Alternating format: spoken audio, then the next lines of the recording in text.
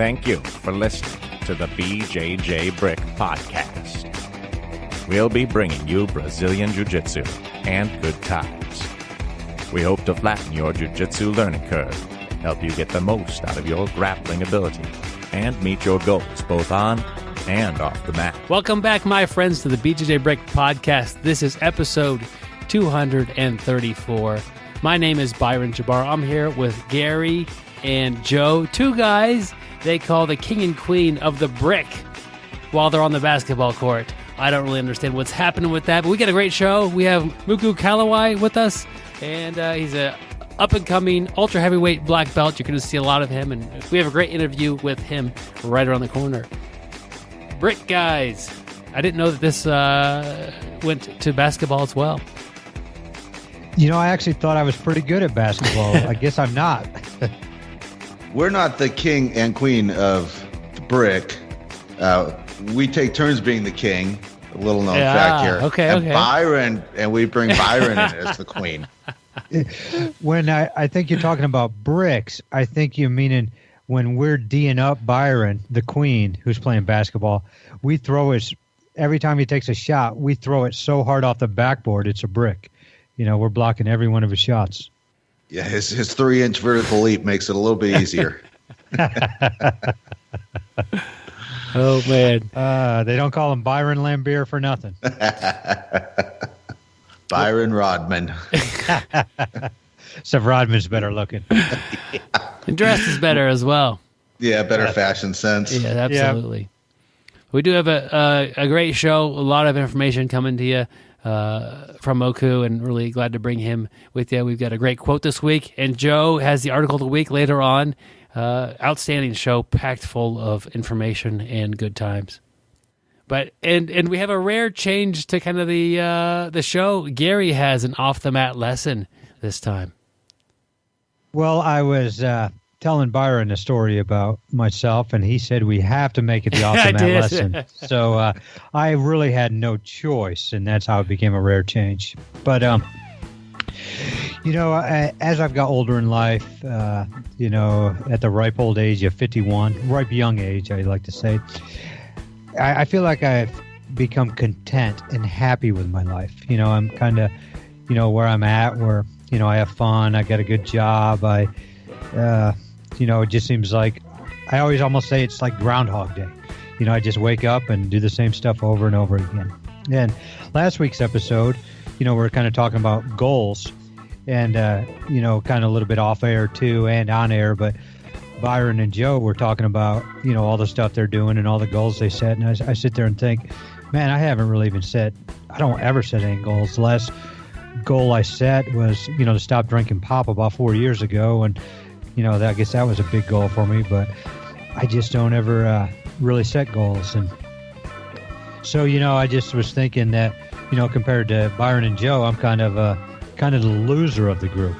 You know, I'm not really, it seems like when I just, you know, I just haven't been motivated, I guess. And so, you know, just, you know, talking to those guys, you know, I decided to set goals, you know, and I didn't really set any jiu-jitsu goals yet, but more just stuff around the house, stuff that I've been needing to get done, projects, you know, that I put off and off and off. And, you know, I was telling these guys, you know, they were all real short-term goals, but, you know, I probably tackled 4 or 5 projects this week. Got another one I'm scheduled to finish on Monday. And this whole week, I've just felt so, like, fulfilled, like I've done stuff. And, you know, and just talking about it now, I was thinking, too, during this week, and Joe, you kind of got me thinking about this last week, too, but we were talking about our eating patterns. And Joe was saying, you know, he tries to eat well, and I'm sitting there thinking, man, I eat 5 guys every day, this and that. And not that I was really trying to eat well this week, but I just tried not to eat out. You know, I told myself I'd love myself to eat out on Saturday, which is today when we're recording, but I did not eat out all week. You know, I just tried to eat at home, which, you know, you're normally going to eat a little bit better, eat a little bit less. And, you know, Friday night is normally my big workout night. And I had a really tough workout on Friday night. My cardio was through the roof. My strengths were through the roof. And today I was telling my wife I didn't put 2 and 2 together. I was just thinking I had a good day. But I bet it's due first of all, to accomplishing those goals. Like I said, it made me, feel fulfilled this week. And I think it's due to, trying to follow Joe's footsteps and eating a little bit better. So kind of crazy. I mean, just a little talk last week about setting goals. And, it's definitely helped me in my jiu-jitsu and personal life. There's a lot there, Gary. Yeah. Yeah, that's awesome. Is the lesson that I think the lesson is just, don't get content. Don't be satisfied. Always challenge yourself. Don't just sit back and wait for stuff to come to you. Kind of like what I was talking about Groundhog Day.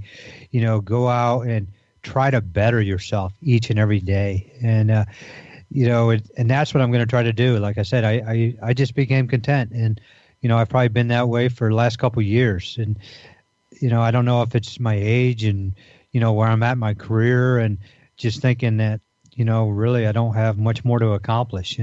And you guys really inspired me. And so I'm not going to just sit back and say, hey, I've had a good career. Jiu-jitsu's fun. I'm just going to, just go through the motions. I'm going to put fun back in my life, put fun back in jiu-jitsu. Man, Gary's got the eye of the tiger now. You ready to rumble, Joe? That's awesome, Gary. Thank you guys, though. You guys motivated me. Well, and that's part of jiu-jitsu. Gary's always just say that's the best part of jiu-jitsu is the fact that is that challenge and rising to that. Yeah, and it's just so unexpected. I really have. I keep telling myself, like in the last 6 months, I'm like, man, this is just like Groundhog Day. I wake up, I go to work, I come home, I go work out, I go to my kids' practices, I go play sports with my kids, and come home, do a little bit of work at home, and then go to sleep. And nothing ever gets done, none of my projects, and I just think that this is where I'm at. And I don't know, it just seems like I haven't had as much fun. And, just by, setting short-term goals to get some stuff done, I have had fun. And, and then I guess because I'm having fun, I'm eating better, I'm feeling better, my attitude is better. And I think that's what, made my workout so much better. I mean, it wasn't jiu-jitsu, but I was really strong in the gym. My cardio was through the roof in the gym. And I only did jiu-jitsu one day this last week. I was so busy. See, that's the bad part, guys. You got me so busy, I didn't hit jiu-jitsu enough. But, I'm content. I go back with content. I got, even my one day of jiu-jitsu was really good. I would add another day, but one of my kids had a sporting event, so I did have to pass it up to that. But, normally I get, 2-3 days of jiu-jitsu in a week, and, I just had a bad week of missing it. But even though I missed one day, I had a great jiu-jitsu workout. I had, did a ton of stuff, and I had great strength and cardio workouts there too. That's awesome. Yeah. We've all had weeks like that where it's like, man, I really didn't get much jiu-jitsu-ing this week, but next week will be better, hopefully. Yeah, that's going to be my short-term goal for the next week is to see if I can get another day of jiu-jitsu in, see if I can get 4 in this coming week. And I'm actually trying to get another day in today since I had to miss this morning. But I've noticed all the texts I've sent out, nobody's returned them. So they probably realize that I've had such a good week, and they're afraid to get on the mat with me. Well, did you forget the shower? If you forget the shower, people aren't going to want to train with you. Yeah, a lot of times I do, but always what reminds me of the shower is the end of our show. And we're not at the end of the show yet. Okay. Tried to end the whole thing prematurely. I do want to get our quote of the day. This is from Helen Keller. All the world is full of suffering. It is also full of overcoming. And you can just throw out the world and say the mat. All the mat is full of suffering. It's also full of overcoming. Kind of gets back to, pushing yourself through a little bit of discomfort and escaping or, doing something that you didn't think you could do. And that's what jiu-jitsu is doing for us a lot. And it should be able to be done safely. You should be able to train with people, suffer a little bit, and sometimes overcome that. Sometimes fail to overcome that, and that's fine too. But I think jiu-jitsu is great at making us struggle a lot. And we get off the mat and we're still looking like I'm still good at struggling. Give me a challenge. I'll deal with it. I could address this. And I think jiu-jitsu helps us get that mindset. Yeah, that's brilliant. The way that you develop the skills that it takes to overcome adversity, like a big adversity, like maybe you find yourself 32 years old and on the back end of a nasty divorce, or you're 45 and you got passed over for a promotion that you were in line for. The way that you develop the skills to deal with those adversities is that you've dealt with dozens and dozens of smaller, less consequential adversities, and you've successfully overcome those. And if you live a life where you protect yourself from adversity, you don't really develop those skills. So in jiu-jitsu, you can't help but develop those skills because you don't get promoted when you think you should. You have a bad performance at a tournament, or you get stuck in side control every training session for 3 months. Whatever it is, those things are not consequential when compared to a divorce or losing a job. But you go through enough of those, you overcome enough of those, and then when you're faced with the larger adversities, you've got the skills and you've got the confidence to know you can do it. Yeah, Joe, I agree. That is what is so great about jiu-jitsu. There is, as Helen Keller said, so much suffering. We're on the mat, and I don't like to call them failures, but we fail, we suffer many, many times, each and every time we step on the mat. We're going to suffer more on the mat, than we probably are, in life, in a given day. And all these setbacks, all this suffering is going to teach you to overcome those things. And like you said, Joe, we go through it so often that when we do have a bigger setback, like you said, on the backside of the divorce there, we are going to, overcome it much quicker and with more resiliency than the regular person, I think. And that is due to jiu-jitsu. Guys, I want to mention quickly, we've got a audiobook to talk about. If you're new to jiu-jitsu and you enjoy podcasts or digital content via audio form like you're listening to now, hopefully you enjoy this. We have a book called Your First Year of Brazilian Jiu-Jitsu. It's made by me. It's got 6 different chapters in it, for everything from finding the right gym to your first month, benefits of training, the proper techniques to focus on, and a couple more. But it's about 2.5 hours long. It's $11.99. There'll be a link to it in the show notes if you want to check it out. And the money goes and helps the show stay on the air and get better. And people have really gave us some good feedback about the book, and really I wish I had a book like that when I first started to help me overcome some of the opening hurdles that I ran into my first year. I didn't jump them, Gary. I just ran right into them. Well, I think the problem is something that is going to happen in your first year of jiu-jitsu. A quality instructor, how to pick a good instructor. What you ran into is you had somebody teaching you that knew nothing about hurdles. They told you to run over the hurdles. And I think that's what your problem was. You ran into the hurdles instead of jumping over them. So your instructor wasn't too good. And really, your performance suffered due to that. Yeah, I thought you were going to talk a little bad about Johnny, our first instructor, purple belt. You know what? Back then, we didn't know as much jiu-jitsu as we do now. But what Johnny did really well is he made it fun. And it was hard, but he was always laughing and having a good time. Made it fun. He hit me with a stick. I was like the slowest guy learner ever. And every time I did something wrong, he would carry around a stick and he would hit me with it. So, I got hit with a stick a lot. It's fun seeing Gary get beat with a stick. But it taught me not to make mistakes. He was always quick to laugh, and we, I don't know, I had a good time, Gary. I used to always think he didn't like me.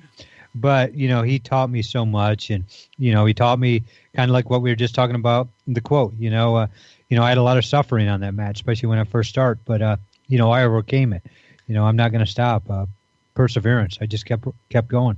I don't care how many times you hit me. It's like, it's in my head. I'm going to finally show you that I know it. And, he's a great instructor. I owe him a lot. He kept me going, and he got me going down the right path. Is that, so that kind of that tenacity, you think that jiu-jitsu helped you with that? I really do. I do. I grew up playing sports my whole life, and I think I had that, but there's a lot different tenacity in jiu-jitsu than there was, growing up playing baseball and basketball. A big difference, and I think it's the biggest thing I've learned from jiu-jitsu is just that tenacity. Don't quit, and it's helped me so much in life. Versus just jiu-jitsu. It's probably helped me twice as much in life as it has helped me in jiu-jitsu. Yeah. That's like the best thing about jiu-jitsu for you? Hey, my friends, this is Byron coming at you from the editing room. I want to just put a little clip in here that we couldn't actually say while we were recording the show. We are starting a multiple episode prank against Gary. What we're going to do to our friend Gary is throw him a softball of, is that the best part of jiu-jitsu, or something about what makes it so great, and see how many things we can come up with that he'll say or agree to. He's a very agreeable guy a lot of times, and he's so positive about jiu-jitsu that oftentimes he'll say that, oh yeah, this is the greatest thing, or, sweeps are the best thing, or arm bars, or my friends, or there's a ton of different things that he'll often say is the best part of jiu-jitsu. So for the next few weeks here, we'll be trying to hit him with the setup and see if he takes the bait. So as the episodes tick by, probably won't jump in here and call them all out, but just know that if he's talking about the best part of jiu-jitsu or his favorite part of jiu-jitsu, I'm probably clipping that and saving it to just play it back to him in the future. We'll get back to the show right now. Twice as much in life as it has helped me in jiu-jitsu. Yeah, that's like the best thing about jiu-jitsu for you? Yeah, definitely. Okay. Well, that's the best thing it's taught me. But personally, I think the best thing about jiu-jitsu is just the camaraderie, the friendships I've made. And, I don't think if I had so many good friends and like the people I train with, I don't think I would enjoy it as much. But I really love jiu-jitsu, but the camaraderie is the best thing for me about jiu-jitsu. Well, it's not just friends, but frenemies. They're also your enemies that you plot against. Yeah. All right. Well, that wraps up the first part of the show. We'll go ahead and roll our interview with Moku. He is the most interesting grappler in the world. In the 80s, he started every match with a flying armbar. One day, he was running late for an open mat. His car wouldn't start, and he was able to start it too with a flying armbar. With a gentle sweeping motion, he can rock any crying baby to sleep. I don't always listen to podcasts, but when I do, I prefer the BjjBrick Podcast. Stay sweaty, my friends. All right, my friends, I'm happy to bring Joseph Moku Kahawai to the BjjBrick Podcast. Joseph, welcome to the show. Thank you. Thank you for having me on the show. This is I'm excited. I'm excited to have you. You're a heavyweight, training in Huntington Beach, and getting some of the, getting some of the best people in the world there. And a black belt, you're out there competing. It's fun to watch you. You go by Moku, is that correct? Yes. We'll make sure you're calling you the right thing. Okay, Moku. And pronounce your last name for me real quick. It's Kahawai. Okay, just so everybody, I know we talked before it was recording here. I was talking about how I sometimes struggle with names, but okay, Moku, tell us a little bit about you and like a little bit of your jiu-jitsu history. Well, I started doing jiu-jitsu for self-defense reasons. I had a pretty tough childhood, and I started doing Kempo and knife fighting, and then as I was learning Kempo and knife fighting, I ran into some friends who did jiu-jitsu with BJ Penn, and they were blue belts at the time.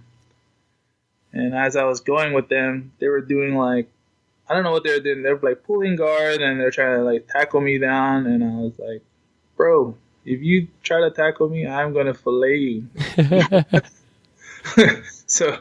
But then they kind of told me okay, so this is a sport where you can score 2 points if you take down 3 points to pass the guard. And I was like, oh, that's kind of interesting. then I ran into a friend named Champ, and I was going crazy, and he looked like he was bored, and he was just killing me on the mats. What year did you start jiu-jitsu? I would say like 2008. Okay. Yeah, 2008 is when I started it. Like actually going through the belt ranks, but when I was like in high school, I was exposed to like more like self-defense, like Kempo, like striking arts and knife fighting. But every Tuesday and Thursdays, this Kempo instructor would have like grappling, and that's when I met the jiu-jitsu guys, and everything changed after that. What about doing jiu-jitsu was different for you, and what made it more something that you gravitated towards? What happened is there was a few guys who came to our Kempo class on Tuesdays and Thursdays, and they were Naga champions. And in Hawaii, Naga is like our world. Like, you win Naga, it's like you're one of the best grapplers in Hawaii. So I ended up beating them, like choking them, and I didn't realize I was doing rear naked chokes, or it was just came natural for me to. So I went from being a self-defense guy to like, if I could beat these guys, I wonder how far I could take this. And so I did. I competed as a white and blue belt and won Naga and lots of other tournaments. And when you were starting jiu-jitsu, were you heavyweight? Were you big back then, or is that something that happened later on? Yeah, in high school I was like 250. So okay. I was very ultra heavy naturally already, and I was competing as an ultra heavy since I was a white belt. Okay. But, what I would do is because I was winning a lot of tournaments in Hawaii as a white belt and blue belt, they would always put me against the higher like brown belts and black belts, and I would compete against them, and I would win some, lose some, but a lot of people kind of like look down upon that, like, oh, you're a sandbagger. So that's when I decided to try and compete out in the mainland to see where I'm really at. Okay, and so when did you move? Was that recently, or was that been a while? Yeah, I'm not sure on the time frame, but I came up here, I believe, in 2012 when the Mendez Bros opened up their gym. Me and my wife were like kind of scouting on what school do we want to go to. It was either Atos or Checkmat. Checkmat had the bigger guys. AOJ had the techniques that I like, and they're very smooth, and there's like a science to what they're doing. So while we were checking that out here, I competed in a brown belt tournament, and I won.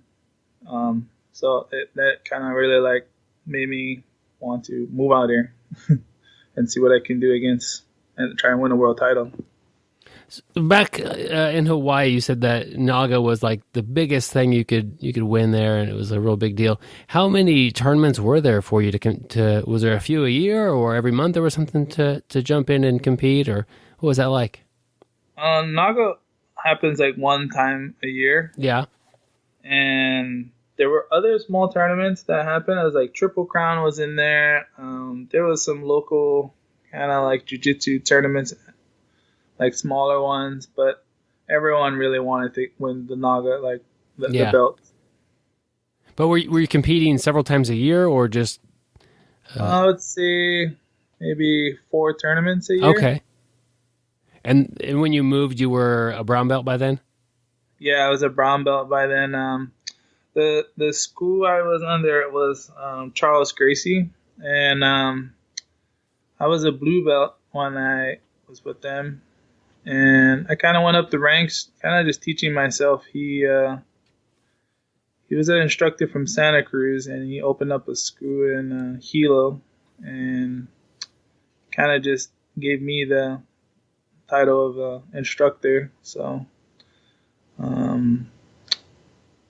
I kept winning worlds. I'm not worlds, Naga. So he kept belting me, like purple belt, brown belt, and I didn't want to get my black belt from teaching myself, So that's why I made the move. And one of my goals and dream was to move to the mainland and get my black belt from the Mendes brothers, win world titles.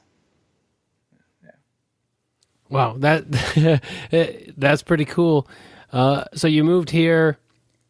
How was that adjustment process going from kind of teaching yourself or learning amongst your students to training at the art of jiu-jitsu and having some of the best people in the world there on the mats with you every day? I had I had a lot of I was pretty good, well-rounded, and then I could do takedowns, but I was more of a guard player before I moved up here. And the bros, they really filled in the holes on where I needed to improve in my guard game. But when I moved here, they told me, Moku, you're 300 pounds. You should be doing takedowns, and whoever controls the top wins in my division. So since I moved up here in 2014, that's when I just started doing just takedowns, and that's pretty much what you see the whole time. Is me trying to do takedowns and win by being on top. Moku, looking back at your earlier days in jiu-jitsu, why did you develop as a guard player? Because a lot of my training partners were a lot smaller, so I kind of had the mindset of I need to earn my way up top instead of just being on top the whole time. Because when I'm passing the guard, I'm pretty heavy, so I kind of just trained myself to earn my way up to the top. So I'll try and sweep my way up or submission, so that's why I became a guard player, just because I didn't have that much big guys to do takedowns with.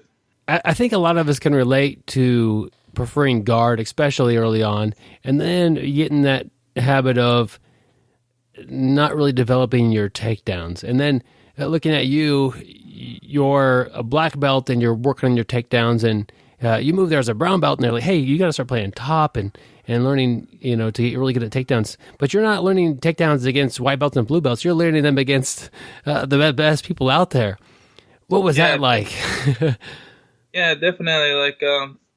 The difference between Hawaii and here, it's in Hawaii, I only have my students to work on. But since I've been up here, I've been able to work with Olympic judo guy like Ishii, Satoshi. I can't name some of the NCAA ultra heavies. I think it's Tony Nelson. These huge guys. Josh Barnett. Just the amount of high level takedown guys. It's pretty amazing up here. So it definitely jumped up in skill level when I moved up here. Yeah, and then it jumped up in skill level, but it also jumped to a category that wasn't in your typical game that you've been playing for all those years beforehand, right? Yeah, it was definitely I definitely learned a lot from just going against these guys, and Ishii just kept throwing me, and I had to change my mindset, because when I was going against Ishii, the judo guy, he would throw me, I would say 100 times, and I had to okay, every day I come to train with him, he's gonna throw me one less, and it went from being thrown 100 to 50 to the next day would be 20 to 10, and then there was the day where I was like, okay, he's not gonna throw me, so he didn't throw me, and I was so happy about that. The little battles, and he's an Olympic, judo guy, and there was this one day where I threw him for the first time, and I was like, I'm done. Where's my black belt in judo? It was super happy. He was super mad, but it was. I was like, oh, this is amazing. I think that's a way we could all kind of help ourselves adjust our goals to be more realistic. You didn't get thrown 100 times, and say, hey, I don't want to throw me any more times at all. No, you want to do a little bit better than you did last time, and then you did that by steps. Yeah, it's like winning the small battles, the little things to win, eventually get to the bigger wins. And I think some people are they get too greedy, and they want to try and throw, and all. Like, for me, it was just don't get thrown that much today, little by little. Yeah, and in that process of having to be thrown less today than yesterday, you could ask yourself, what are some of the bigger mistakes I'm making? I can't fix all of the mistakes I'm making overnight, but what one or two big things am I making errors with, and address those, and then tomorrow I'll remember those, and then I'll have a little bit of more room to work towards another mistake I'm making, and then eventually turn that to offense. Yeah, I had the same thing happen when I went with Josh Barnett. Like, first time I met him, I was like, it's Josh Barnett. And this is like, I've been watching you. Like, man, I'm the biggest fan. And then he tells me, be prepared to tap fast. I was like, in my mind, I was like, you prepared to tap fast. So I go with him, and then, like, I swear he submitted me like 100 times. And I drove back home, just quiet. I went to my wife, and I was like, I don't think I belong in the no-gi division. But then my wife's like, no, just dust it off and do what you do. Win the small battles. So that's pretty much what I did. Well, what I did with Ishii is what I did with Josh. It went from 50 to 20 to that one day I caught him. And it was like, yes. Yeah, that's really cool. And it's nice that you have that support, like you talked about. I think we all could relate to driving home from class and being frustrated with ourselves, or just like, I don't know what I'm doing. I've been doing this for years and I still feel like an idiot out there. And then you get home and you share a little bit of that with your wife, and she was there and supportive of you at like that perfect time. That's great. Yeah, she knew something was wrong because I was just quiet. And I was like, I think I'm just going to stay in the gi. Never going to touch the no-gis. So do you prefer the gi now today, or are you happy to do both? I'm happy to do both, but I perform better at no-gi than I do at the gi. Like the things I want. Like when I went to AOJ, I think it was like 3 months or something. I was training at AOJ, and I competed at no-gi worlds, and I won the no-gi worlds at brown belt in the adult division. So I accomplish more with my no-gi than I do with the gi. So tell me a little bit about your game, maybe some of your favorite techniques and what you're looking to do when you're out there competing. So when we're watching you, we know what to expect a little bit. My game is pretty much like it's taking down people and being on top, scoring first. My game has like evolved a lot since from when I first moved up here. From what I thought, when I first started to do the takedowns, I noticed I was using a lot of energy, and I started picking away at how to be more efficient in my energy. But my game, it depends, because like in my weight division, there's the heaviest guy I fought was I think he's like 400 pounds. His name is Otavio Nalati. He's just a huge guy, and a strategy against him is different from like somebody who is like 235. They're like faster, they have cardio, and then you got like the hybrids that are in the middle, who are like Bushesha, Joao Roca. They're heavy, they're fast, and they're strong. So like the strategy changes depending on who you're fighting, the size, With the faster guys, I try to slow them down. With the heavier guys, I try to be a little bit faster. And the hybrids are kind of, you gotta have like a strategy against them. What do you consider yourself? I think I'm more of the hybrid part, the guy in the middle.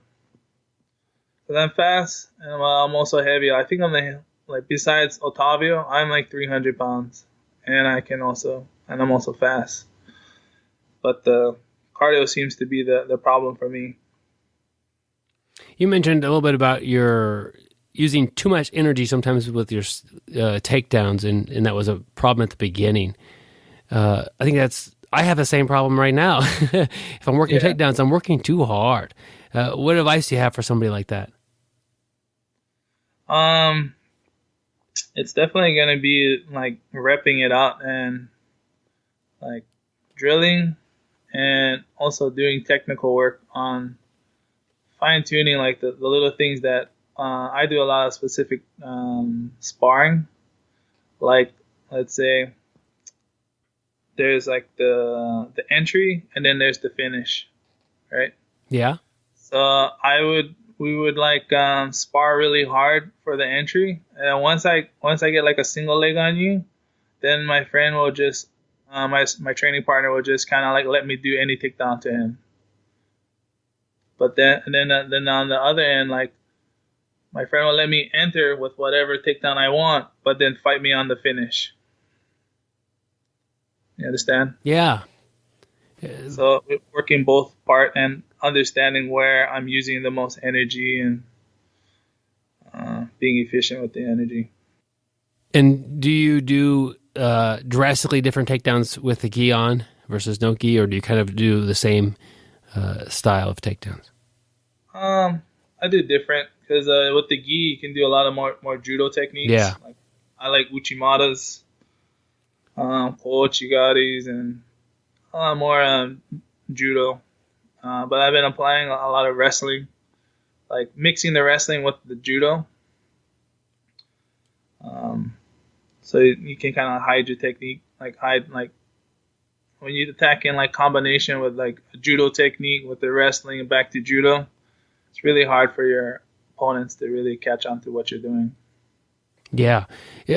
So you're competing a lot, and you've kind of changed your game. What do you think about doing the absolute division? What are your thoughts when you enter in one of those? Absolute division. Oh, I haven't been competing in the absolute divisions because I've been only like focusing on my division. Yeah. I need to compete more, and so I can know, because I'm still a new black belt to the scene, and every time I ask these guys that when I'm in the bullpen, like, how many times have you guys competed? And they're like, oh, only 8 times, 10 times, 5. And it's like my first time competing against all of them. So they kind of have a set game on what to do. And my wife always pushes me to do the open. But like I always think like it's going to change my mind, or like my mindset. Like I'm trying to just figure out my division first. Yeah.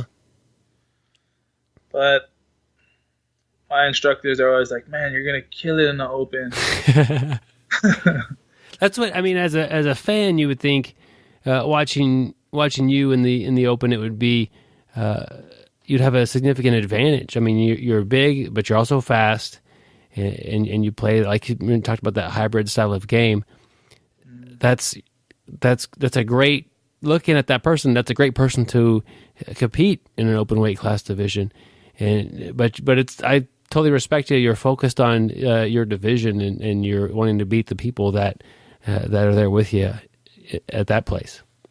Yeah, like I have a harder time with smaller guys than I do with bigger guys. The bigger guys are very predictable. They're going to use a lot of power and strength to just to do what they want to do. But little guys, they'll find the little to get under you, around you, and eventually end up on your back. Yeah, that's interesting to think of that. Coming at you from that angle, it might be a different challenge entirely, and that you have to deal with the smaller people who are world class athletes coming at you with different techniques entirely. Mm-hmm. So how often are you training and preparing when there's a tournament that's coming up? I train 5 days a week, 2 to 3 times a day. Saturday, Sundays, jiu-jitsu turns off. I hang around with my wife. Training more than once per day. Are those training sessions on the mat, or are any of those off of the mat? Those are on and off the mat. So like in the morning, I would do strength and conditioning with peak performance. And then I would train doing some jiu-jitsu. And then at the end of the night, I would go into the gym and do like a run or do another training, like a takedown. So what are your goals you have coming up for this next year? Well, it's going to be trying to win Worlds. Yeah. Worlds is coming up. And another goal is I'm trying to drop down from being 300 to like 250. Because I carry a lot of weight. But I think I'll be a lot more faster and a lot more in shape and give these ultra heavy guys a run for their money if I'm at a lighter weight. So walk me through the game plan on that. Is that mostly diet change? Is it off the mat training to get down to that, or everything? It's definitely the diet change. I love food. I live for food, so I need to limit how much food I eat. Right now, the Dr. Sam from Peak Performance, he's helping me come up with some plans on a diet plan on how to get me there within like 6 months. Well, that's cool. So I would think if you're training 2 or 3 times a day, 5 times a week, the training is there as far as the physical output. It's going to be the changes in food or quantity or the types of food or everything. It's it's pretty much everything. Especially, I love sugar, candy, ice cream. Oh my goodness! But you would think I would be able to burn all that off with how much I'm working out. But it's definitely it's a challenge. I'm the same way. I eat way too much. I guess junk food or just like food that is, peanut butter cups or M&Ms or whatever. I mean, I like it all. Yeah, for me too. Like I'll eat like good, like maybe like good for 2 or 3 days, and then one day it would be just like, oh, why did I eat all that donuts? Is it easier to stay on track when you have a tournament ahead of time, or in the future, or you have like an actual meal plan and somebody helping you? Does that make it easier to follow those goals or follow those things you've set for yourself, the guidelines? Yeah, like when I have things on like automatic, like it definitely helps. When I have meal plans and my workouts are like, okay, this is what you're gonna do. This is the workouts you're gonna do. This is the foods you're gonna eat. Then I'm on like that, and then I'm on track on. Okay, this is good. Yeah, I'm the same way, and the time I need willpower the most is when I'm actually at the store, because if I buy it, I'm gonna eat it. I'm not gonna throw it away. But if I don't buy it, I'll eat something healthier. I'll eat a banana or an apple or something else kind of sweet versus all of my junk food. If I go to the store and give in while I'm there, that's just going to be trouble down the road. Yes, the store. So you mentioned that you started martial arts for self-defense, but somebody who's a bigger person, who, coming from, I'm a guy who's about 170 pounds, and growing up I was, a lot smaller than that, but I was always, thought that, people that were bigger didn't have to worry about that. What really drove you to like feeling like you wanted self-defense? It's pretty much self-defense against my father. He was very we just had like a rough childhood. Yeah. And pretty much it was like I was tough enough to handle my father, but my brother wasn't, and we're just little kids, and I wanted to do it to defend both of us. And then as we were training and I got older and I was getting bigger and stronger, it was that I started like looking at him as like, I don't have to do this anymore. Like, he's getting older, we're getting bigger, and it's pretty much that's what it was. I'm sure a lot of people listening have been brought to jiu-jitsu for similar reasons. And I'm fortunate to never been put in this situation, but I can't imagine not feeling safe in my own home or anything like that. But as you got better at martial arts, I'm sure that really felt like a freeing experience, or like you really felt like you were in more control of your own life. Yeah, when I was like my childhood, we hanged around a lot of not hanged around, but we didn't really have like positive role models either. Like my uncles and aunties, they all went to jail. We hanged around a lot of drugs, gangs, and when you think about Hawaii, you don't really think about those kind of things. You think about the beach, and you go out, and waves, but that's the kind of things that we were hanging around with. And naturally, I knew that we were going to have to defend ourselves sooner or later against these guys, because we were hanging around inmates, and it was a pretty interesting childhood that me and my brother grew up around. Yeah, and now looking at you, looking at who you're hanging around and how they influence you, it's a world, it's like a different world entirely. Yeah, I pretty much grew up like teaching myself and like learning what not to do. Yeah, and that's a tough way to learn things, but you made it, and you're here and you're hanging out with world champions and getting mat time and learning from some of the best grapplers on the planet. Who now do you kind of look up to and look to for professional advice or that sort of thing, now that you're training and doing this as a professional? I've always looked up to like Hodger Gracie, like since I was a white belt. I like how his style is very like calm, collective, and yeah, Hodger's one of those guys that everybody has a lot of respect for.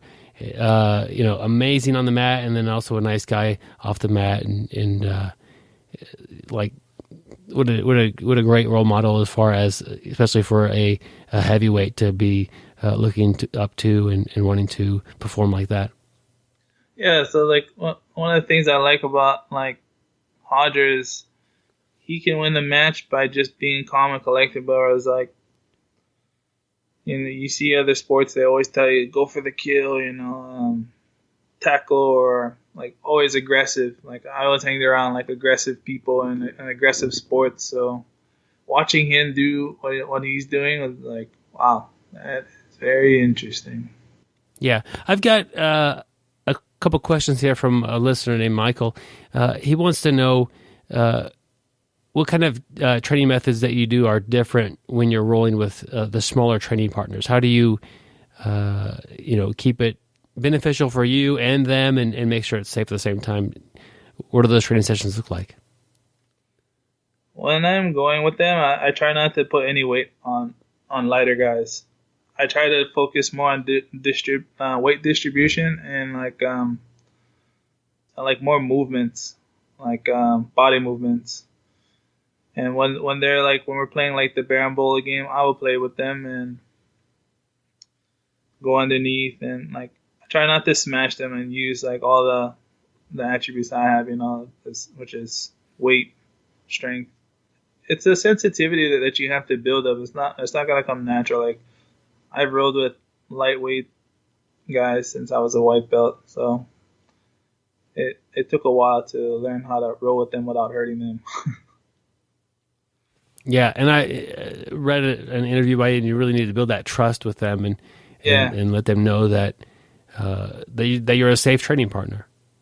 Yeah, that's one of the things too. Like when I go to a new gym, I always find the lightest guy to go there, because like I'm a big guy, so when they see me and they already have their guard up, so I go with the lightest guy and I roll with him and I like shake hands, and then we just kind of roll, and I don't try to submit anyone or just kind of have like a flow roll. Like I'm not gonna let him beat me up, but I'm also not gonna beat him up. And then the other guys see that, they're like, oh, this guy's cool. It's kind of the opposite of the idea when if you go to prison, you beat the biggest guy up, and then everybody respects you. You roll with the lightest person, and everybody, of course, is watching, because who's this guy, almost 300 pounds coming here rolling, and okay, you're going to pick him to roll with, and then, oh, he's cool, he's fun, he's here to have a good time and to get better at jiu-jitsu, and that just like sets a tone for the rest of the session. Yeah.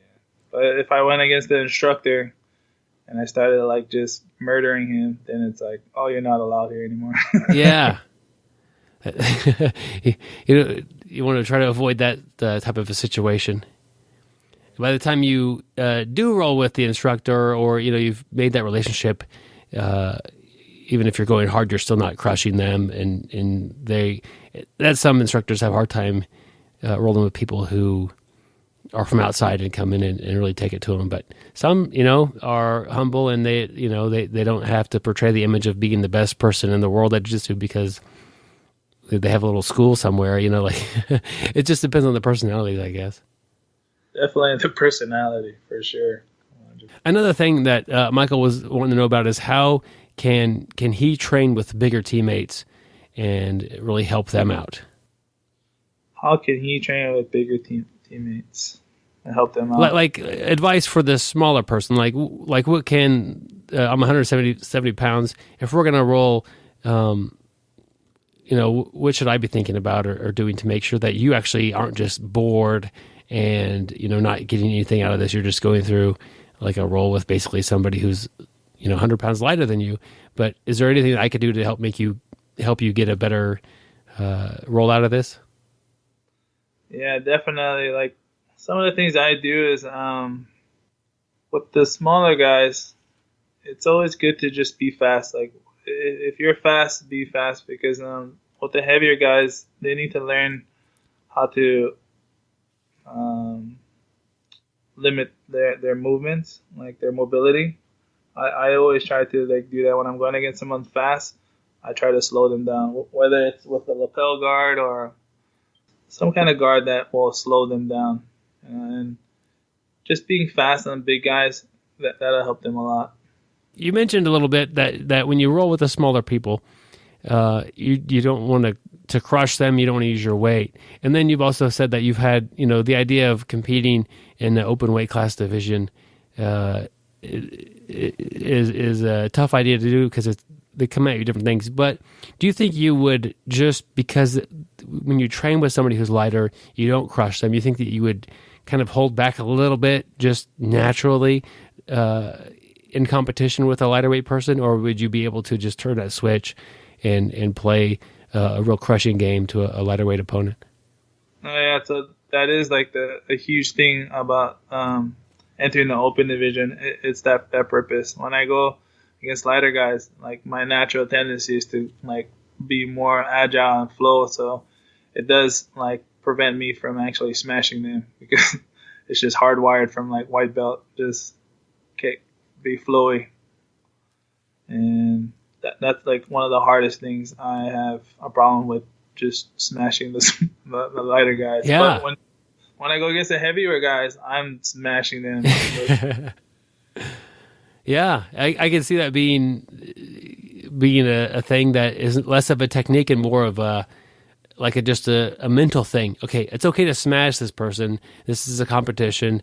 It's okay if they're not having a good time and they're uncomfortable and they tap to pressure or whatever.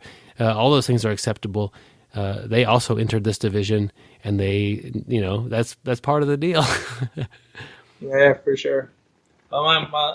It's just, I don't know why it's like that, why it's hardwired, but that's one of the hugest things that I have a hard time getting over with. Yeah. Well, looking at it from, I've never met you or spending that time, but like you really value that your training partners, most of which are lighter than you, are having a good time and learning on the mat and getting better jiu-jitsu. So are you. And that type of rolling that you would do competing against a lightweight person, a lot of that would be gone. And it would just be such a different style of roll with somebody who you would normally not do that to. Yeah, one of the things that I'm going to start like incorporating is a lot more harder sparring. Like, at least like I think once or twice a week, have like where you just kind of practice turning on that switch where you just go hard. But you have to do it with people that you trust, that, you know, because we all have to go train or work the next day. Yeah. I mean, you talked about rolling with Josh Barnett. He's like, be prepared to tap fast. Yeah. Like, if you said that to me, I say, you know what, man, we don't even need to roll. I got to go to work tomorrow, and like, if you're going to make me tap like fast or get something broke, I'm not going to, no thank you, you know, like, so that's not the way we normally train, or not. I've never said that to anybody. I don't know what you were thinking when you said that to you. I mean, I guess you said you were, you know, you were mentally ready to, you know, be offensive and attack back, but just that mindset of, you know, be prepared to tap fast is kind of a foreign thing to a lot of people who train jiu-jitsu and don't compete at the world stage regularly. Different mindset. So you mentioned that sometimes cardio is a bit of a challenge, or, you know, if you get tired on the mat, you know, training at that more intensive a pace, is that the best cure for that?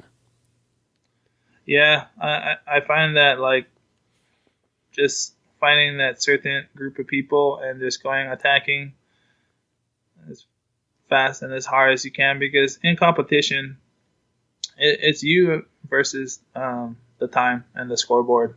Like, if this was like a no time limit, then we can do endurance roll and just roll forever. That's what I can do. But in the competition mindset, it's me versus the time and the scoreboard.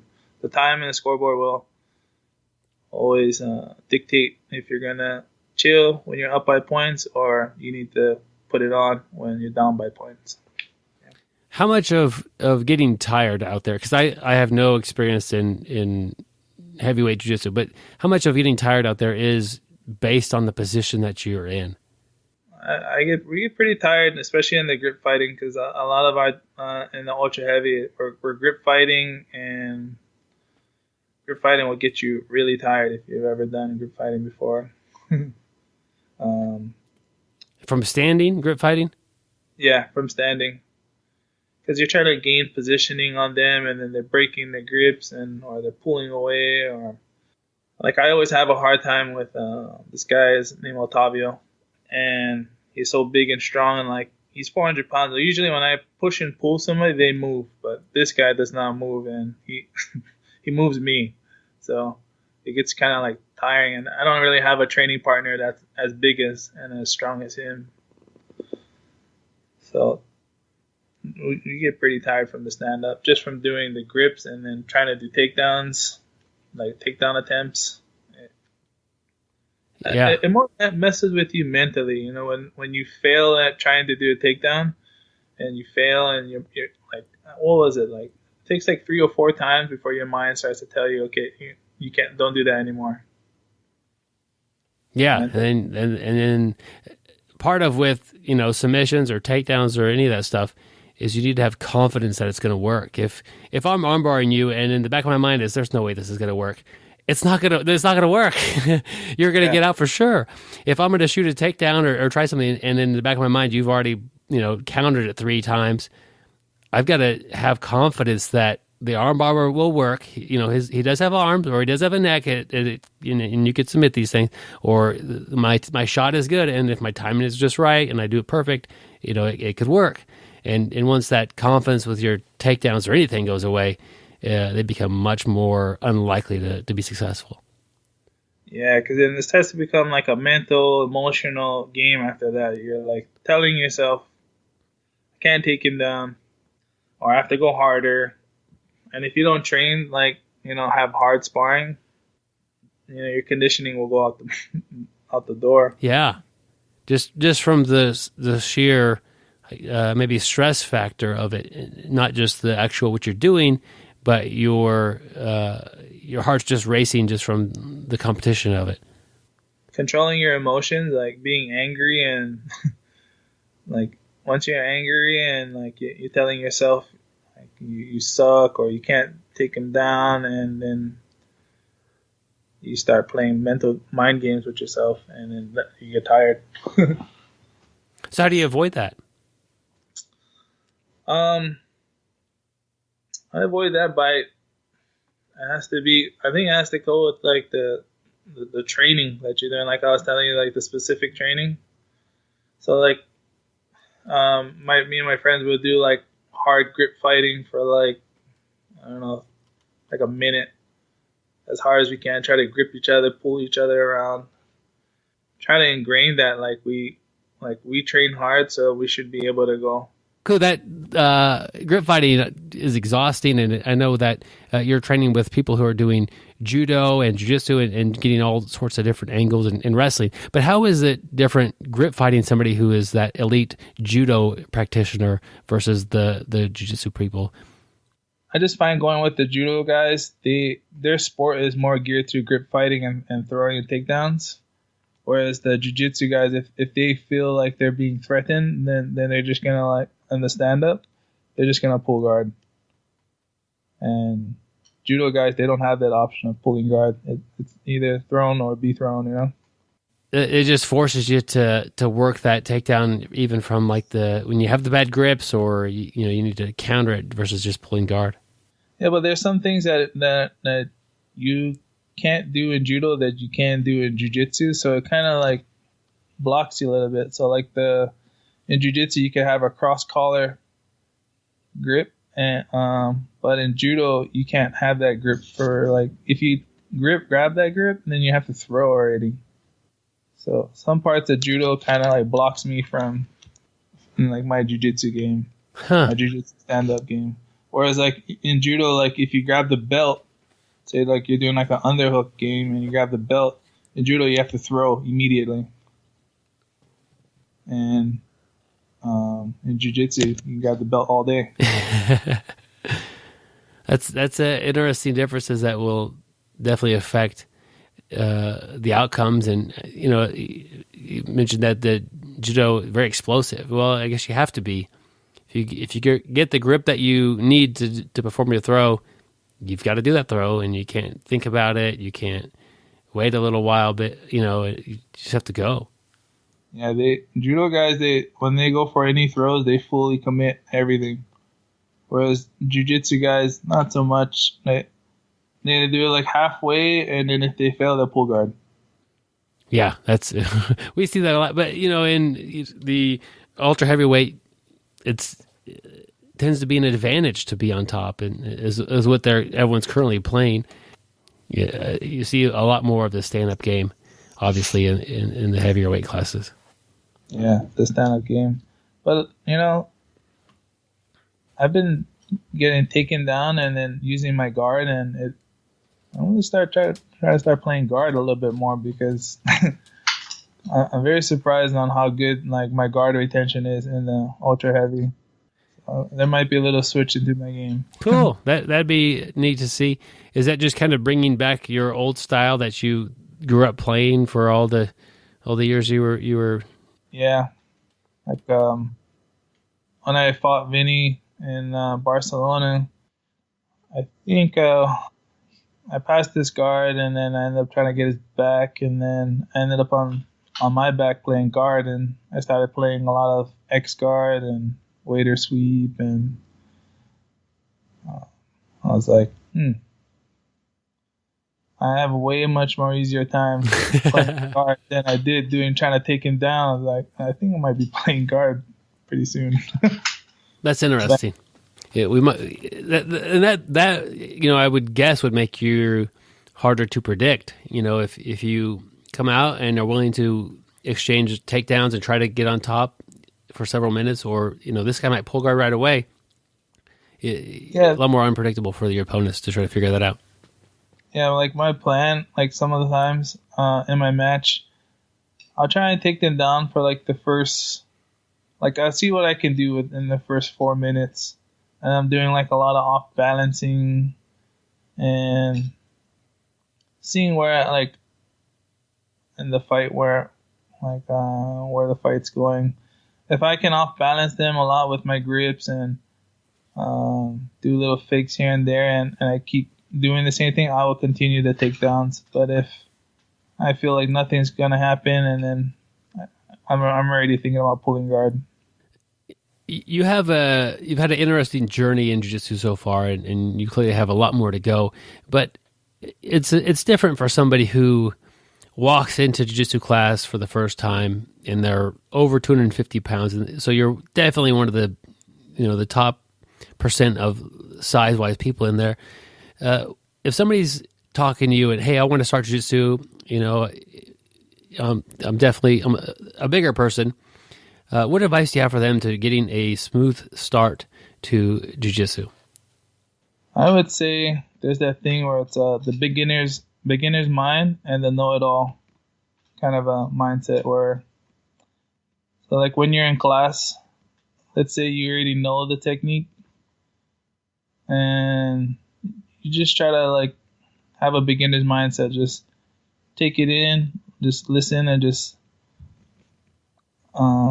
understand it, like that you're just learning. And then the know-it-all kind of a mindset is when you go to the competition, you have to have that know-it-all kind of attitude. It's like if you're looking at your instructor and you're wondering what should I do, then you didn't really train the right way, Where a lot of people, what they do is they have a beginner's mindset in competition, and they're asking what to do, and then they have a know-it-all attitude in the gym, and they don't really learn, Yeah, I never have thought about that. Man, you make a good point. It's so the classroom, be curious and learn from things from the instructor, but when you go out there and compete, be confident and have that, and don't look for things outside of you that like take away from that confidence. Yeah, you have to have like that know-it-all. Just like you have to know that what you already know, and not like I have like some friends that when they compete, they're always looking at the corner like what to do. I was like, if you don't, you got, what are you doing?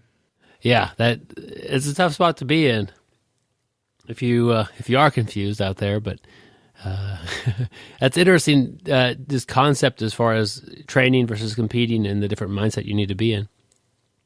Yeah, that's all I tell like the ultra heavies, the guys who are the beginner, and not just have a beginner mindset. And when you have the bug, like the jiu-jitsu bug, you're like studying, and then like for me, I'm a black belt, and every time I go anywhere and someone's teaching, I might know the technique, but I'm still listening to their part, of the technique, and like I don't act like, oh, I already know this. I don't need to learn from you. Yeah, for more than one reason. You set a good example for the rest of the class, and another reason, you might actually learn something from somebody else that could help you out, or just learn a little bit deeper in a part of jiu-jitsu that you already knew quite a bit about. Yeah, definitely. What was it like the day you got your black belt? What was it like? Yeah. I got my black belt at the Master Worlds. I got double gold. It was like definitely a dream come true. One of the dreams. I didn't think I was going to get it on the podium winning double gold. I thought it was just going to be at the gym, but when they gave it to me on the thing, I was like, oh. At first, that was my first year competing as a brown belt in California. I kind of wanted to stay brown belt for a little longer because I was like, okay, now, like, because I went through the whole thing from going to Europeans to American Nationals, No-Gi Worlds. I was trying to see where I'm at in the scene, like where am I, like 6th, 7th, 10th place amongst the ultra heavy. And then when I got to Master Worlds, I was like, okay, I can't wait till the next season. I'm going to murder. But they gave me the black belt. I was like, no, but yes. And I was really happy. Me and my wife were stoked, and I don't think I went to sleep that night. Yeah, that'd be an exciting way to receive a belt and on the podium with double gold. Since getting your black belt, what's different about it than what you thought? Since getting my black belt, now I'm going against guys who are like, that's been black belt and competing like longer than my whole jiu-jitsu career. So I have like a lot of catching up to do, and that's pretty much the difference. In brown belt, there's no like 10-year brown belt guy that's competing at Worlds. Yeah. So the skill level has definitely jumped category. Yeah, that's where they all accumulate, and amazing things happen in black belt division. What's it like competing in ACB? Man, ACB is amazing. They take care of you, and I really feel like a professional fighter, like a professional jiu-jitsu fighter. They fly you there. They put you in a hotel. They feed us. Pretty much do anything we want, and the quality on how they make the event is just mind blowing for me. Not sure about everybody else, but I come from the islands, and we don't run into these kind of opportunities.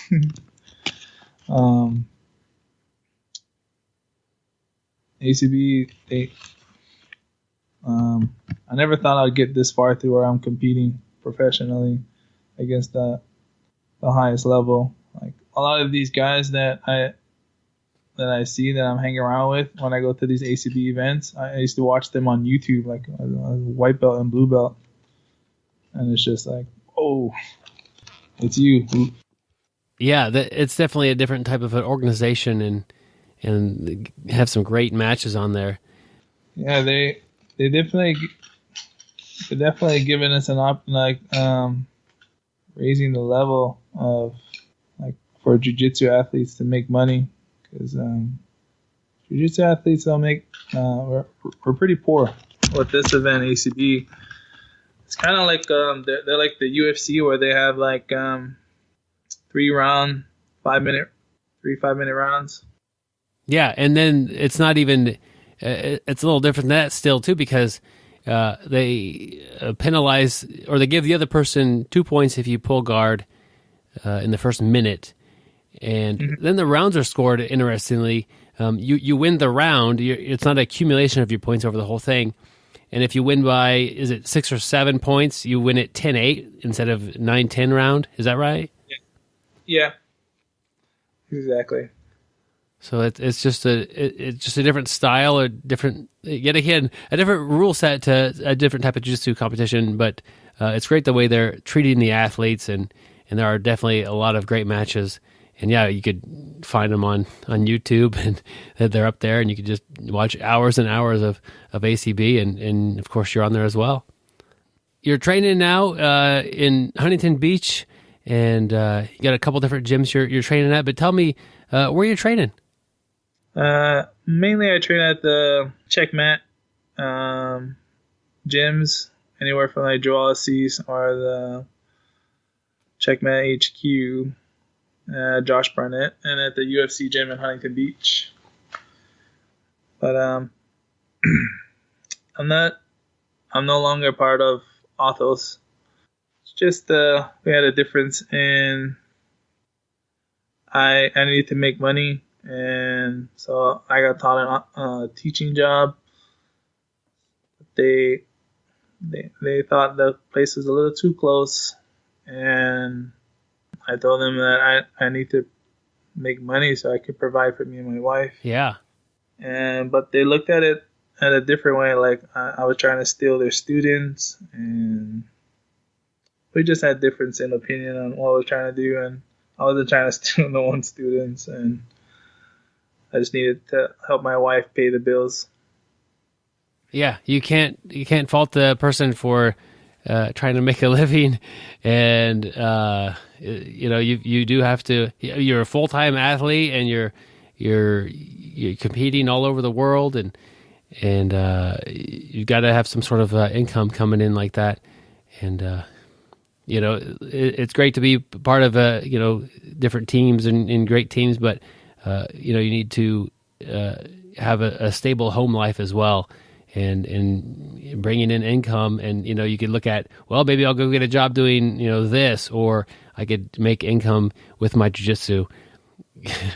Definitely glad you're on the mat and you found a good home there, and you're able to train with such great athletes now, and hopefully it's going well for you there. And a big part of being able to make income with jiu-jitsu is teaching private lessons. Are you doing that now?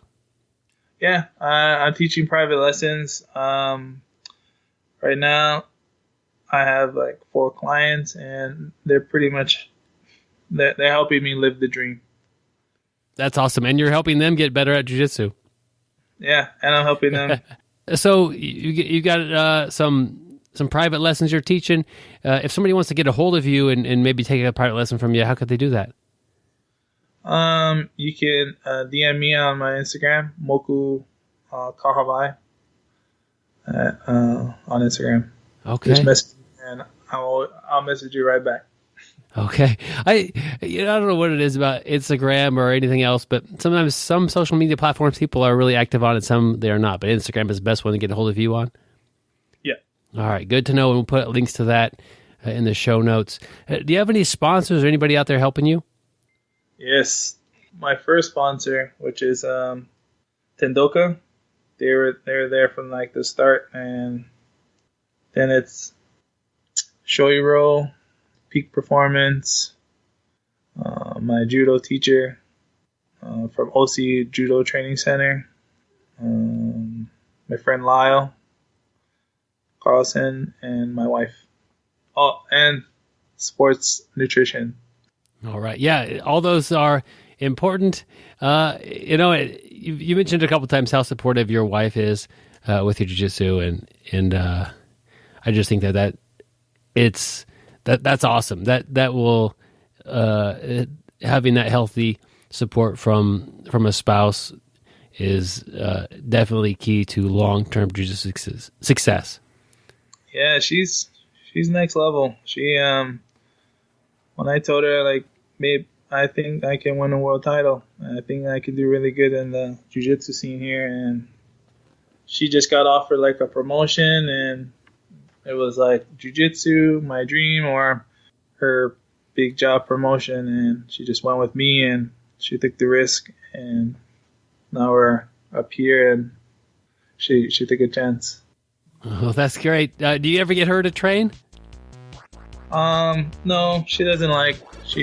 Sometimes she cheats though. She likes to tell me I can't use any of my arms unless because I'm too big. And I was like, you're a cheater. That's funny. She's everything, man. You can hear her at the tournaments. She'll be screaming for me. I try to tell her, babe, this is black belt. You can't be too loud. She's in there with me, and she's, get out. I love her. That's awesome. It's great to hear. I've had a pleasure talking with you today. Thanks so much for hopping on here and doing the interview. Oh, thank you so much for having me on here. All right. I want to thank him for stopping by the show, doing an interview. It's nice to kind of meet him via the interview format. Check out the ACBs that he's in. Really some great matches. There's some other matches of him as well online, and he's definitely up and coming black belt. And it's going to be interesting to see him as the years tick by and as he continues to improve and improve. So I really look forward to watching his career develop. If you enjoyed the interview, tell your friend about it. I'm sure you have a grappling friend. Let them know, hey, here's a great interview this week with Moku. Check it out and send them a link, or just show them how to find the podcast. However you find it, probably a good way to find it for them. And share the podcast. That's helped us grow a lot. We really appreciate that. That's one of the biggest ways you could help the show, especially in a non-financial setting, is just spread the word and tell your buddies about it. Yeah, you can use social media to do that. We're on Facebook, YouTube. We have an app out. If you haven't downloaded it yet and you like the show, download the app and you'll get the latest episode every week, plus some extras. Visit the YouTube channel for some reviews and some question and answers by Byron. And, of course, check us out on Facebook. This week we have a very special article written by from a one of our very own. special guy. From a very special guy. Some people have called him the Queen Brick on the basketball court, and some people have called him the King Brick on the basketball court. But this week we have an awesome article from Joe again here. It's called Creating an Environment for Success. And first of all, I do want to say, just going off this title, my talk with Joe and Byron last week, they have already created an environment for my success, and this first week, has done it. So, Joe, tell us a little bit about your article here, and let's talk about it. Okay, we had a guest on. It's been a couple years now, I think, and that was the first time I heard the term or the quote, "environment trumps will," and I hadn't thought too much about it before, but I've thought about it since. And if you like to believe that you get ahead based on your own grit and hard work and determination, that's not an easy pill to swallow. But generally speaking, it's true. So when you think about jiu-jitsu, you can work as hard as you want, as hard as you can, put out all the effort you have.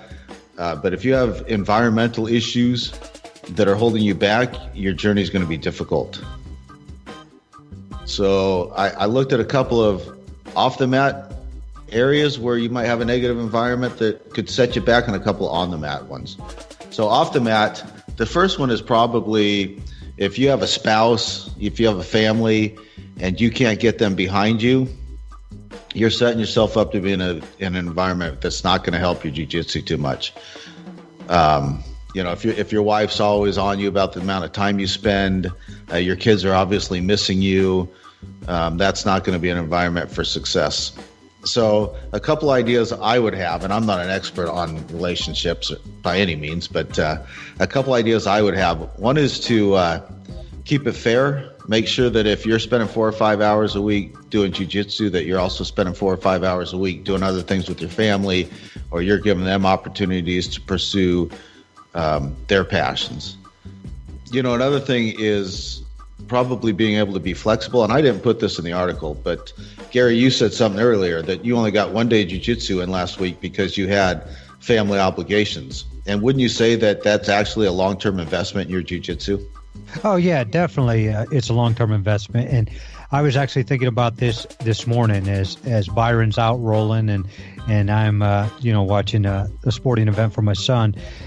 I really miss being at jiu-jitsu, but I'm never going to get those times back with my son.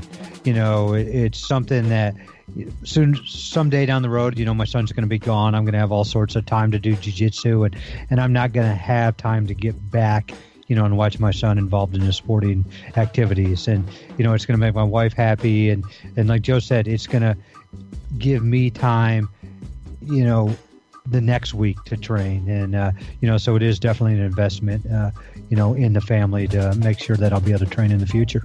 Yeah, so there's lots of things you can do at home to make sure that environment is one that's going to help you succeed.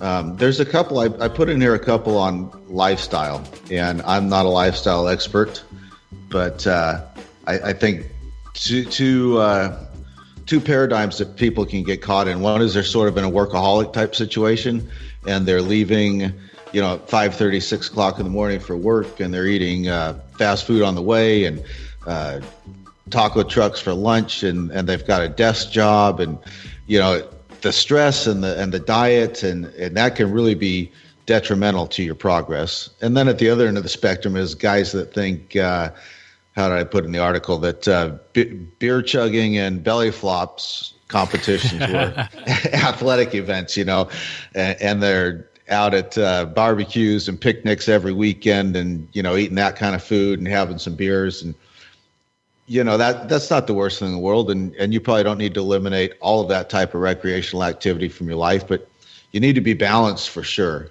and you keep an eye on that. And if you're in the workaholic category, maybe do some meal preps on the weekend, pack some lunches, stand up at your desk. I mean, there's all kinds of things you can do to lessen the detrimental effects of that type of job and that type of work environment.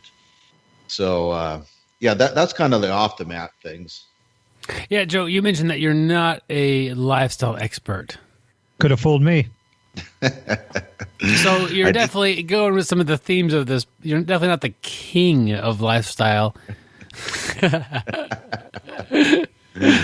No, I'm not. Okay, maybe it's a little more towards the queen side of lifestyle expert.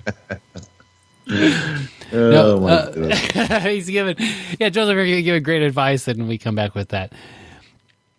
But this is a great article. I really, when Joe sent this, I was really blown away. It's not about how to tighten your arm bar or pull a certain sweep off. It's about being in the right spot while you train, not just on the mat, but at home as well. Like, if every day you get up and you go to jiu-jitsu and it just makes your family upset with you, you're doing it wrong. You're doing jiu-jitsu totally wrong. If when you get to jiu-jitsu and people are getting injured and no one's having any enjoyment at all, even the guys that compete really enjoy jiu-jitsu. Even the guys that are top-level competition people are having fun while they're training. Sure, they're also lifting weights and pushing themselves off the mat, and that may not be as enjoyable, but they're enjoying the process, and that unlocks the mechanism that lets this become a long-term success. And I think this article is great for anybody. Like, you could have done jiu-jitsu for 10 years, been relatively single the entire time, and then you're married, and you've got to incorporate a different style of off the mat life to jiu-jitsu. And if you can't do that, one of those things will be affected negatively. And I think that this is really not talked about. You don't talk to your coach about it. You don't talk about maybe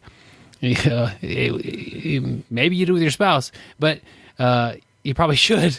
But it's just something that can derail your jiu-jitsu, and we don't think about it. We don't talk about it. And I'm glad Joe wrote this article. Yeah, and going back to Joe talking about he's not a life coach, and you're trying to call him a queen, Byron.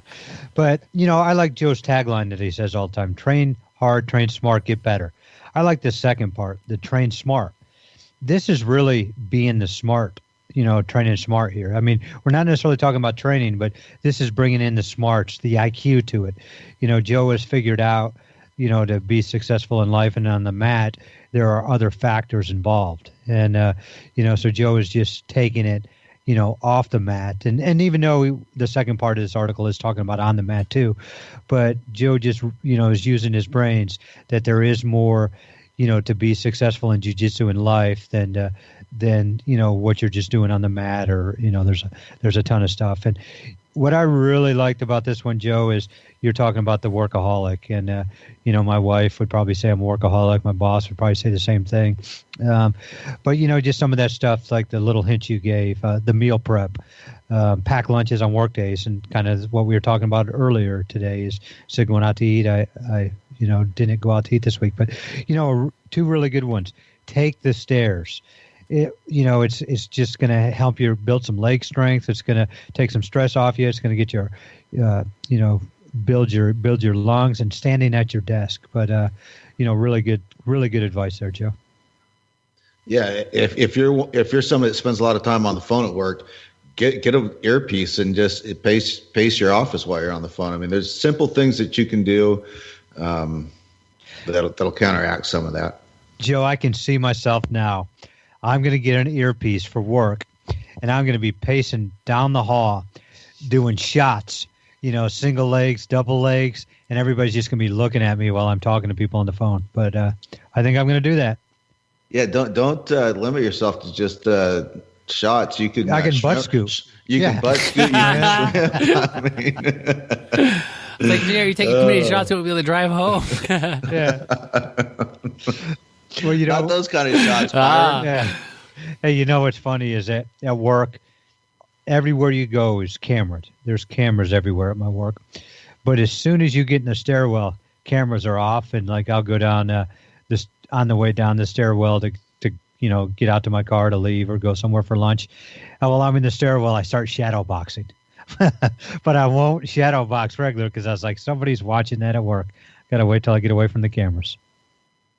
Gary, I would think you would do the opposite, and you would do the strangest things on the camera and let them just try to figure out, what is this guy doing? Maybe I will do that. That's how long can you shadow box in your office before you get a phone call? Well, the good thing about the guy who really watches all of the cameras, he actually trains with me. So he'd probably give me a phone call and say, hey, you want to go work on some moves or something? So that's a good thing. My IT security guy actually is a jiu-jitsu guy. Yeah. Hey, your jab's looking a little sloppy. He's going to call you up and say, oh, so we're starting Fight Club in the stairwells now, huh? I remember I interviewed Steve Maxwell twice. I'm looking at it, episode 73 and episode 194. And I think one of them, I think it was episode 73, he told me, he goes, I have an earpiece on, I'm talking with you on Skype through my phone, and I'm walking around this whole interview. Like, that's just what he does. And it kind of reminds me of Gary, like, getting that earpiece and moving around and just staying active in the, grind of the day. Gary, do you have one of those desks that you can elevate the surface and stand up? Well, he's got one of those beds. He's got one of those chairs in his living room, right? Help him stand up. I'm the only one in my department that doesn't have one of those. And it's kind of weird. Since I'm the boss of the department, I should have one. But everybody else has those stand-up desks with me. And I don't know. I'll have to get one. Have to put an order in for one. That's a new goal, Gary. Yep. Spend a couple hours every day standing up where you would be sitting down. Well, rarely, though, am I at my desk. I'm always out walking around. That's I got true. ADD. If you ever go into Gary's work, he's always at somebody else's desk, really accomplishing somebody to laugh. When Byron comes to visit me at work, I get him in on my jokes. That's true. He helps me out. Well, you're having a good time and you're working hard, so those are two good things. The same thing with the jiu-jitsu. Yeah, last time Byron came into my office, I had this new manager guy who started working for me, and he is from another country, so he really didn't know much about U.S. Customs. So I happened to give him a coaster for his desk. And I figured this coaster, I grabbed the coaster out of the bathroom, and it was a sweet-smelling, one of those things you put in the urinal that as it gets wet, it gets smaller. So I figured I would put it on his desk and tell him it's a coaster. And I figured every now and then the water from his drink would fall off onto it, and pretty soon it'd dissolve. But, Byron was privileged to be on that one. And you got to admit, Byron, remember how nice his office smelled because of that? It smelled like a bathroom in there. I get there. You put a urinal cake. You put a urinal cake on his desk, huh? Absolutely. Yeah. And he was using it as, like that. I came in for some reason, talking to Gary. He said, "Hey, come check this out. You got to meet this guy." He goes, "Look at his desk. He's using a urinal cake as a coaster. Don't say nothing about it." I go in there, shake his hand. He's a very nice guy, professional, real sharp guy. But not sharp in all areas, evidently, because Gary snuck that one by him. And, we talked to him for 4 minutes. That we leave. I'm like, I can't believe he's using a urinal cake as a coaster. And I think, Gary, years ago, I tried to bring this up on the podcast, and you shied away from it. But now that the pranks, it's past the statute of limitations, whatever, you're happy to bring that up. So I know, he always has something going on in the office. It's kind of like that TV show. The Office. Yeah, that was hilarious, Gary. Oh, thank you. But the article is on the website BjjBrick.com. We'll put a link to it in the show notes, written by one of our very own, Joe, the guy who's really good at writing articles and also great at podcasting. Joe, and you did inspire me to finish. I've got 3 articles I've started, and I need to finish them. So that you got that. I'm like, this is outstanding. I need to finish my articles because they're not that good, but I could at least get something done. Let's talk about one of your articles for a change. The crazy thing is you guys are always publishing stuff. Joe's got all this. Byron's trying to write a book. He's got 3 articles in the work. The only thing I've ever wrote is I've been published in the Penthouse Forum. That's about it. It's like you guys are accomplished. Stick to what you know, I guess. Is that even still a thing, Gary? I mean, I don't know. Isn't that print media? Well, maybe it's online now. Okay. I want to give a quick thank you to our Patreon supporters. They are people that have listened to the show, enjoyed it, learned a little something, and thought, yeah, I like this. I want to support it. And really, they're helping it grow and become stronger and a better quality show as the years go by. I want to give a quick shout out to Nathan, Greg, and Gudrun for their continued support on the show.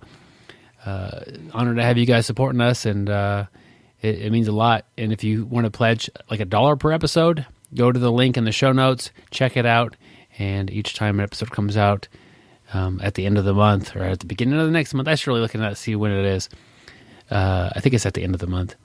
Your card will get charged a couple of bucks, and it really helps us out a ton to have the supporters. We also send you out a gi patch and a sticker, and you are also happily invited to the private Facebook group.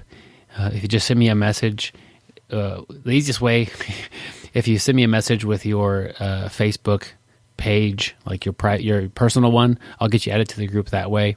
Sometimes it's hard to find people just by getting their name on Facebook because there's a lot of people out there. But if you give me that and you want to be in the group, that's cool. If not, I understand it as well. But we will send you a gi patch and a sticker anywhere in the world. I don't know about Antarctica, but we've hit a lot of different countries, and it's been awesome. So the Patreon supporters have definitely helped the show out. You know what else they're responsible for, guys? What would that be, Joe? They're responsible, at least in part, for bringing the BjjBrick crew together and helping us to put on an event in June. June 22, 23, 24, we'll be having the BjjBrick Experience in Wichita, Kansas, the vacation destination of America. What's going on the 22nd, Byron? 22nd is going to be an open mat in the evening. It's a Friday evening. I'm working that day. There's like a 90% chance I'm going to get off for a few hours that night and sneak over there and get on the mats. If there's some big emergency or something is going on, that won't be able to happen. Other than that, I should be able to make it and roll with everybody. I know, thinking Gary and Joe will both be there, and there'll be mats full of people doing jiu-jitsu. Really looking forward to the open mat on June 22nd. What a great way to start a weekend of jiu-jitsu. Yeah, I'm looking forward to it. How about the 23rd? Gary, what's happening on that day? You know, the 23rd is probably the best day ever. We have Rolly Delgado. We have Tim Sled. How is that two superstars for a seminar? So 23rd, you cannot miss that day. Rolly Delgado going to bring a seminar. Tim Sled going to bring a seminar. Do not miss June 23rd in the vacation destination, Wichita, Kansas. BjjBrick Experience, the Omoplata-palooza. Real quick on those guys. I haven't met Tim Sled yet. Interviewed him several times and had him on the show. He's really good at explaining his ideas and communicating and teaching.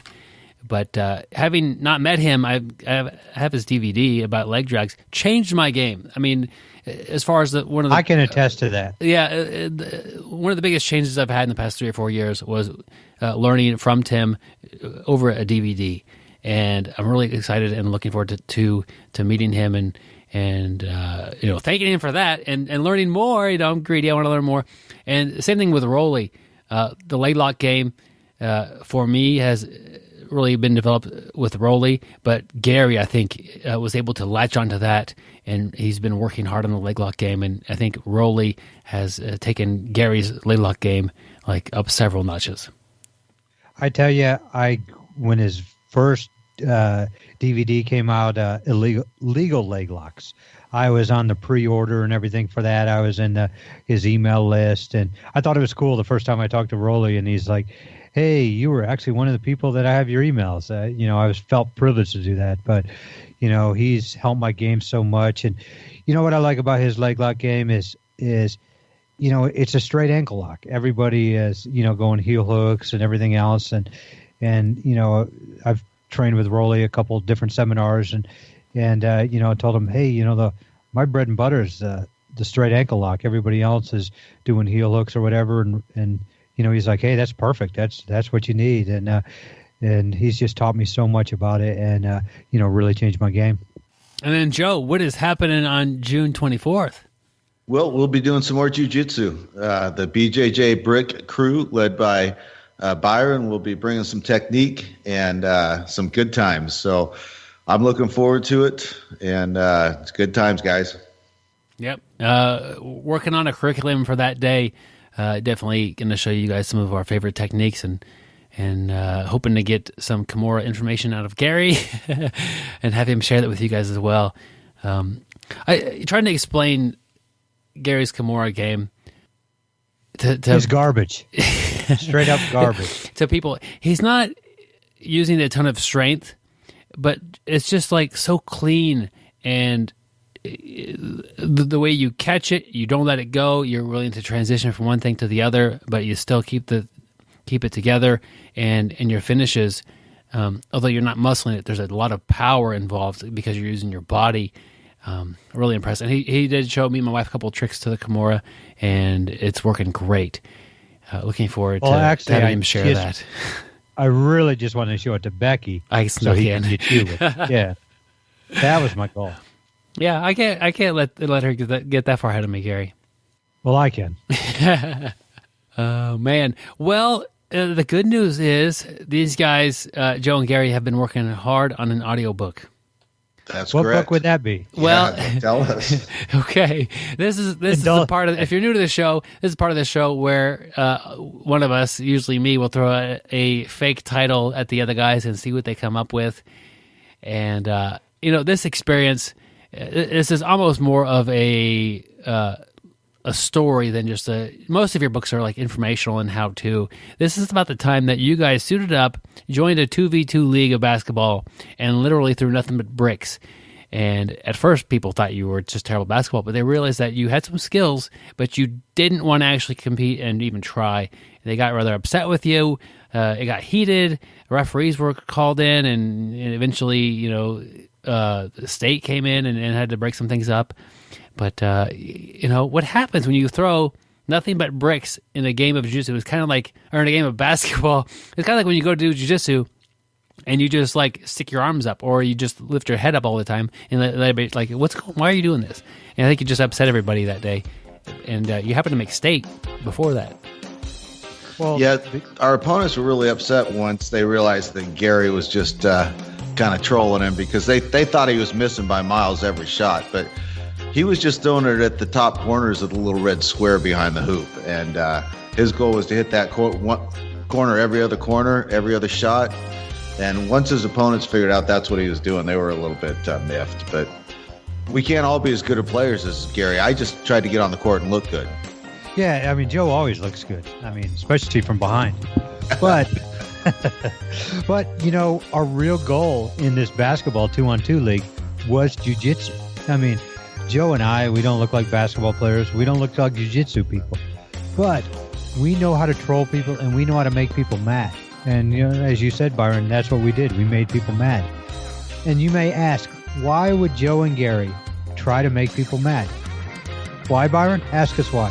Gary, why would you guys try to troll people and make them mad at you?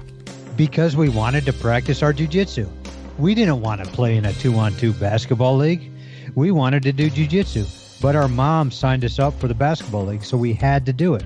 So we figured if we got people mad enough, they would start fights with us, and we'd pull guard.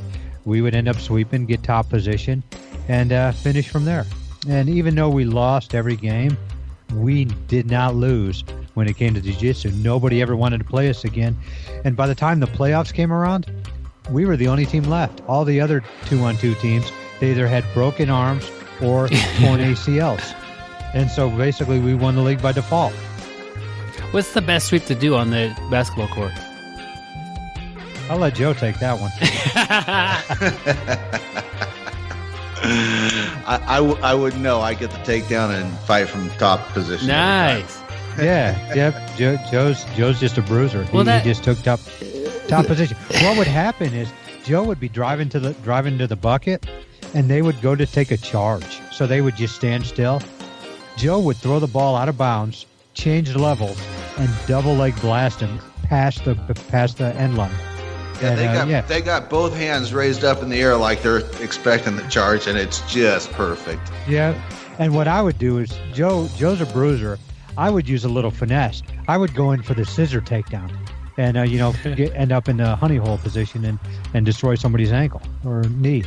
And we did this all year. One game, Joe knocked the breath out of the two players 42 different times. Nobody would take a charge on Joe. I think that's the same year that Gary took off his skate and tried to stab a guy. Well, that was in the 2-on-2 hockey.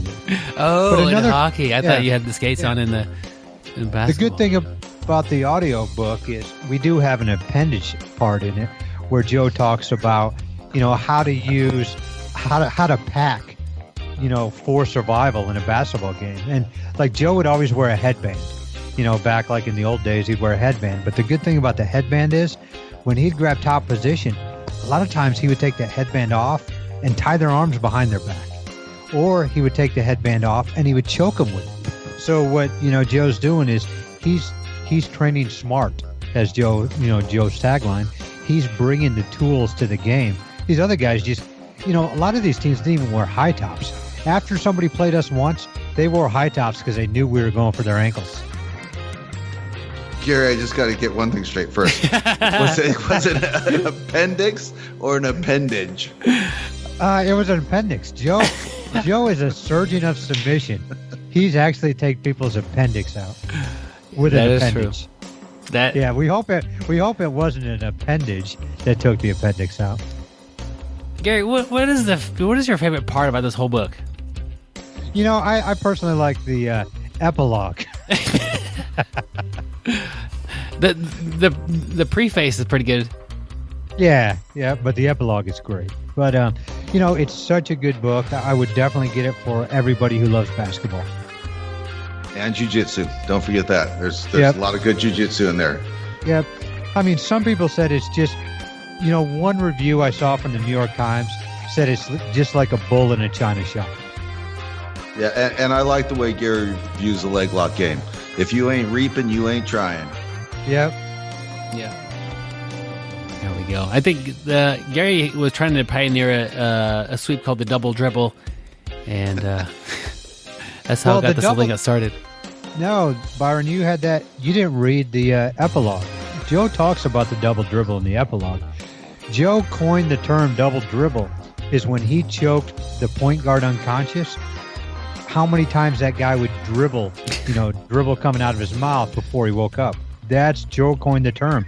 We actually got like quadruple dribble a couple times. Well, I think the first original double dribble was one dribble out of the mouth and then a single dribble right out of the shorts. Yeah, but Joe actually got a couple triple doubles too. This is impressive. Anyway, this book will never be released.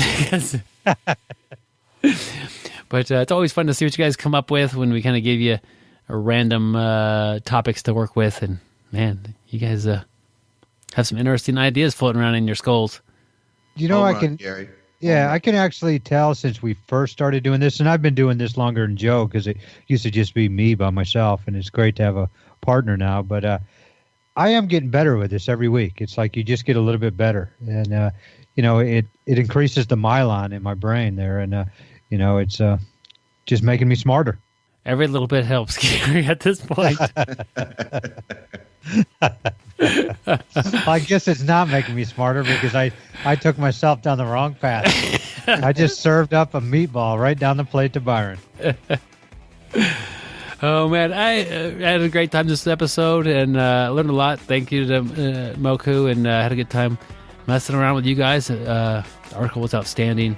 And Gary, I'm impressed that you've taken on the concept of adding goals to your week, and I think that's going to serve you well as the weeks tick by.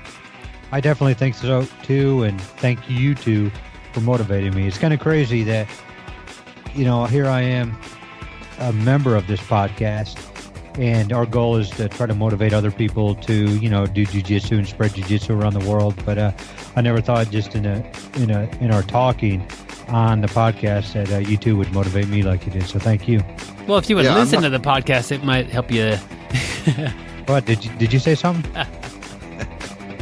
Yeah, I'm not going to say this is the highlight of my week, but it's definitely something I look forward to. I hope we're bringing the listeners some information and some entertainment, but I learn a lot every time we do the episodes, and I look forward to it every week.